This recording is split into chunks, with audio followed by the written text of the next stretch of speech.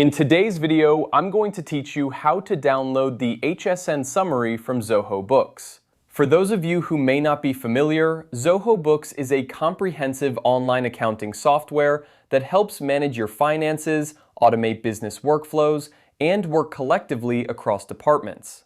The HSN Summary is a crucial part of this, especially if you're managing taxes and need a streamlined report of your sales and purchases. So let's dive right in. First, you'll want to open up your Zoho Books account. If you're not already logged in, go ahead and do that now.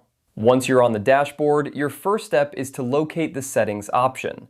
This can be a bit tricky if you're new to the interface, but don't worry. It's usually found at the top right corner of your screen. Go ahead and click on Settings, and this will open up a menu of options you can explore. Now, in the Settings menu, you'll see a search bar.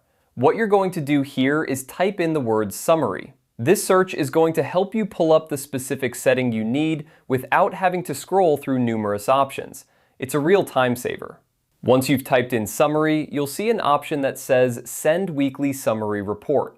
Click on that and it will take you to the next page. Here, you'll find all the options related to your summary reports. This is where you can manage how and when you receive reports from Zoho Books. Now, look for a checkbox that says Send Weekly Summary Report. This is crucial if you want to ensure that you receive your HSN Summary reports regularly. Make sure this box is checked. By doing so, you're instructing Zoho Books to send you these summaries on a weekly basis, making it easier for you to keep track of your financial dealings. And there you have it. Once you've completed these steps, you're all set to receive your HSN Summary reports straight from Zoho Books. This process not only helps in downloading your summary, but also in automating your financial workflows, saving you time and effort in the long run. As a tip, remember to regularly check your email settings to ensure that these reports are not landing in your spam folder. And if you ever need to revisit any of these settings, you can always return to the Settings section and repeat the steps we've just covered.